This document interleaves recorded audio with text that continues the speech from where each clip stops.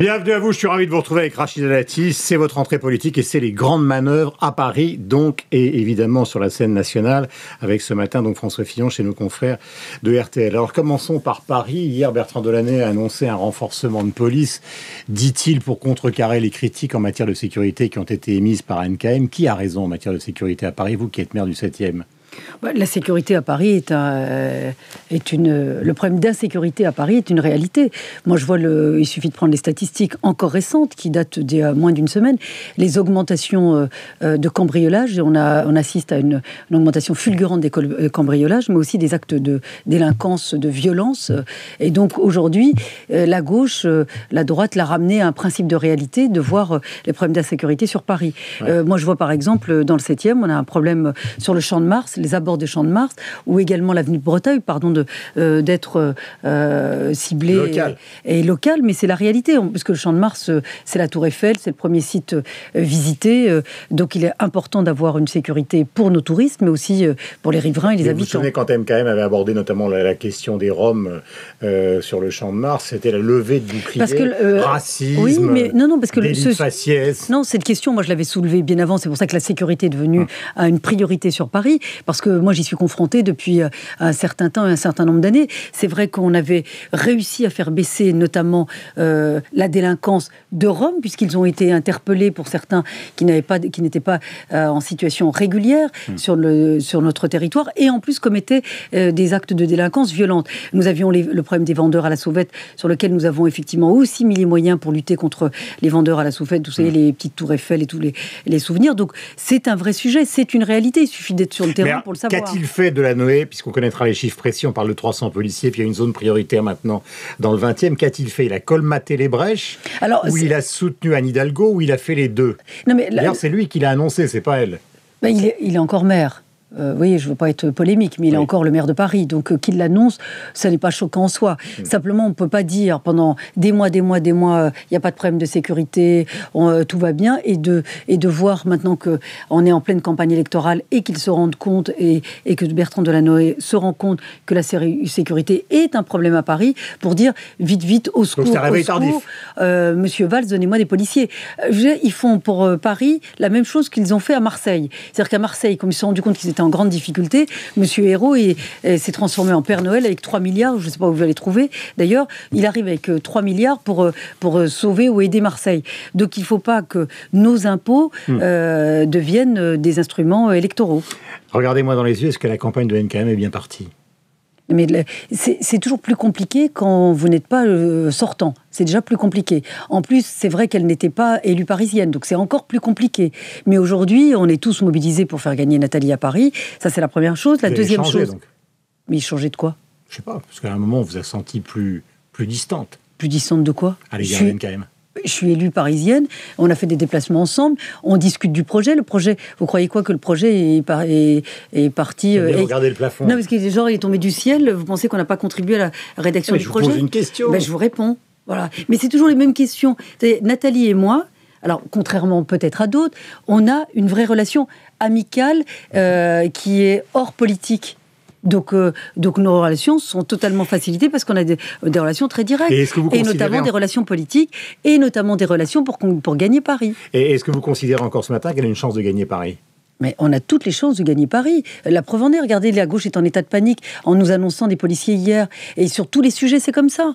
La gauche est en état de panique sur des sujets que nous portons. Le logement, la sécurité, le transport.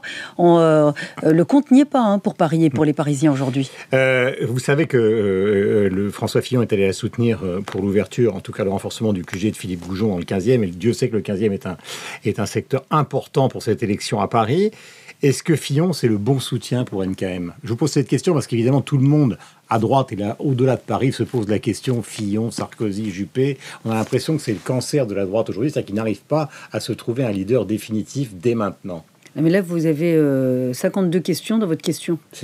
Non, mais la question, c'est quoi? Commençons par ça. La question, c'est quoi? Est-ce que la droite a un leader? Le leadership à droite. Aujourd'hui, au-delà de la droite, même pour les Français, même pour ceux qui ne votent pas à droite, ils considèrent encore que le leader naturel de la droite, c'est Nicolas Sarkozy. Faut pas se mentir. Les sondages après sondage, ça le démontre, mais même, on le voit à l'UMP, et bien au-delà. Moi, je fais des réunions de soutien à des candidats aux élections municipales. Il n'y a pas une réunion où on ne me demande pas des nouvelles de Nicolas Sarkozy, ou en tout cas, on me demande régulièrement si effectivement il revient ou pas. Mais si justement il y a plusieurs questions dans ma question, c'est que c'est très complexe. Parce que vous avez un électorat de droite qui effectivement souhaite le retour de Nicolas Sarkozy, mais vous avez une rentrée politique de François Fillon ce matin. Alain Juppé, on ne sait pas très bien, il a dit qu'il irait jusqu'au bout de son mandat au municipal, mais en même temps, beaucoup de gens lui prêtent des arrière-pensées. Donc ça ne contribue pas à rasséréner un électorat de droite qui se demande qui va l'emmener à la présidentielle. C'est vous qui faites l'interprétation, vous dites... Non, je décris les 3 scénarios. D'accord, bah oui, mais le scénario, c'est pas... Monsieur Juppé, vous n'avez pas dit qu'il était candidat à l'élection présidentielle 2017. Non, mais c'est très subtil, on ne sait pas, c'est raffiné. Vous savez ce que vous faites, monsieur Durand? Vous l'invitez, puis vous lui posez très directement la question. Comme ça, il va vous répondre. Moi, mon sentiment, c'est qu'aujourd'hui, la droite, les militants, nos sympathisants et nos électeurs, mais même les Français en général, ils demandent à avoir une opposition crédible et audible, et nos sympathisants et nos militants et nos électeurs, ils nous demandent de reconquérir la France. Et reconquérir la France, ça commence par les territoires et par les municipales.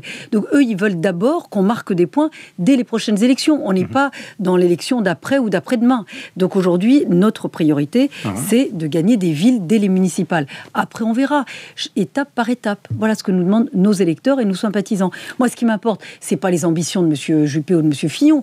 Moi, ce qui m'importe, c'est qu'on soit au plus près et avec nos électeurs, nos militants, nos sympathisants, mais aussi avec nos candidats aux élections municipales. C'est déjà pas facile pour eux, donc on a plutôt intérêt d'être avec eux. Et si je vous pose cette question, et si j'y reviens, c'est parce qu'est-ce que vous ne considérez pas justement comme élu politique que s'il n'y a pas un leadership bien précis, disons après les municipales et la séquence des européennes, il y a un risque fondamental de la réélection de François Hollande, parce que c'est ça quand même. Non, mais attendez, dans des démocraties comme la Grande-Bretagne, vous avez un shadow gouvernement quand il y a un gouvernement en place. Oui, mais attendez, d'abord passons les municipales avec un objectif de gagner le maximum de villes. Paris en premier, pardon pour les autres villes, mais en tous les cas, nous on se bat pour gagner Paris. Ensuite, nous aurons les européennes.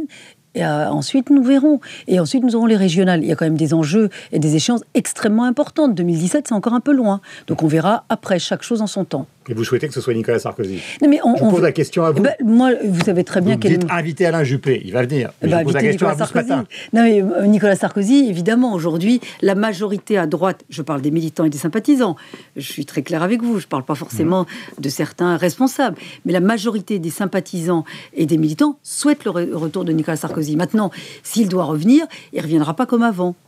C'est-à-dire il ne reviendra pas avec la même vision, avec le même programme, avec la même manière d'exercer le pouvoir. Je pense qu'aujourd'hui, la France a beaucoup changé, a beaucoup évolué. La crise a aussi changé la manière d'exercer le pouvoir. Donc tout ça doit être effectivement travaillé, approfondi, pour pouvoir effectivement éventuellement l'emporter pour 2017. Il y a un climat qui est assez particulier concernant le racisme. Il y avait une réunion au théâtre du Rond-Point. Le Front National, vous allez me dire, il y a encore plusieurs questions, parce qu'il y a plusieurs sujets sur le même thème. Je donne il y a la réunion d'hier soir, il y a l'affaire Taubira. Aujourd'hui, le Front National est en train de convoquer justement sa responsable qui a traité Madame Taubira de singe.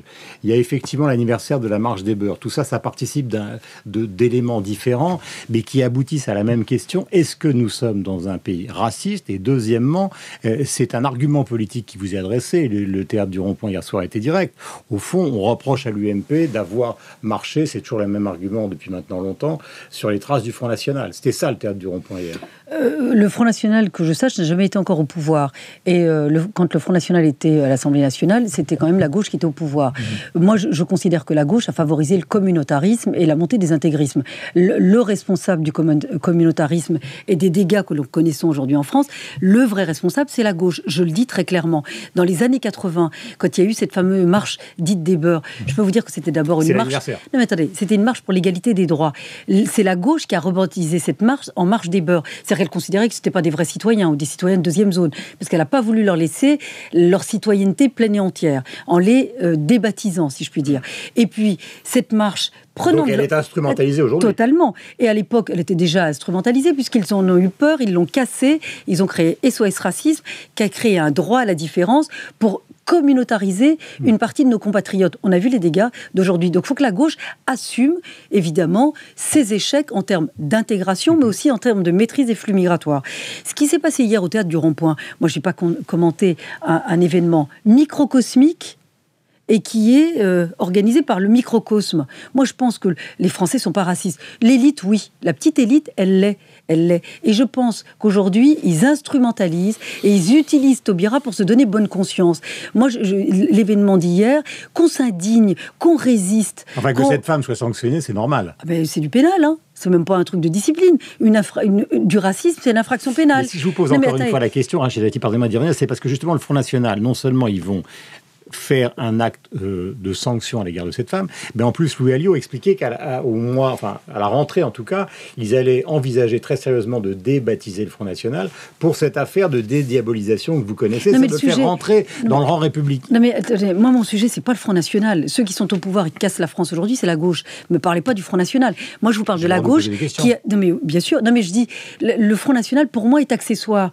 Moi aujourd'hui, qui génère de la violence, de la division et de la fracture, c'est la gauche. Elle est au pouvoir, c'est pas le Front National. Donc aujourd'hui, ce qui s'est passé hier au Rond-Point, moi je trouve ça honteux. Quand on est un responsable public et politique, on accepte d'être attaqué. Maintenant, si les attaques deviennent ignobles, il y a des tribunaux pour ça. Mais moi je trouve que dans nos positions, si c'est trop dur, faut arrêter, on ne nous oblige pas à faire de la politique. Moi j'ai été évidemment victime d'attaques ignobles et depuis longtemps.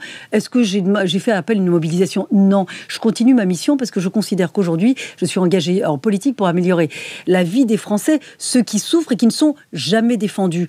Le mouvement d'hier au Rond-Point, moi j'aurais bien voulu voir... Dites ça n'a pas d'importance, mais vous y revenez. Bien sûr, non, je vous parle, vous me parlez du Front National. Je vous dis, la mobilisation d'hier, j'aurais voulu la voir ce week-end. Vous savez, ce week-end, moi j'ai participé à la collecte de denrées alimentaires pour les banques alimentaires, où on a de plus en plus de Français qui bénéficient de cette aide alimentaire. Des Français qui vivent des difficultés de plus en plus importantes et qui vivent dans la misère. Cette mobilisation, j'aurais bien voulu la trouver à nos côtés pour lutter contre ce racisme social et aussi pour lutter contre ces inégalités. Attention, je considère qu'en ce moment, la gauche instrumentalise ce racisme pour évidemment cacher toutes ces turpitudes et ces échecs. Merci Rachida Dati d'être venue ce matin donc sur l'antenne de Radio Classique et évidemment de LCI. Passez la meilleure journée possible. Merci. Expression donc qui est celle de tous les matins et qui est sincère. Dans un instant, on retrouve évidemment Magali et Christophe sur l'antenne de LCI et Sophie sur celle de Radio Classique.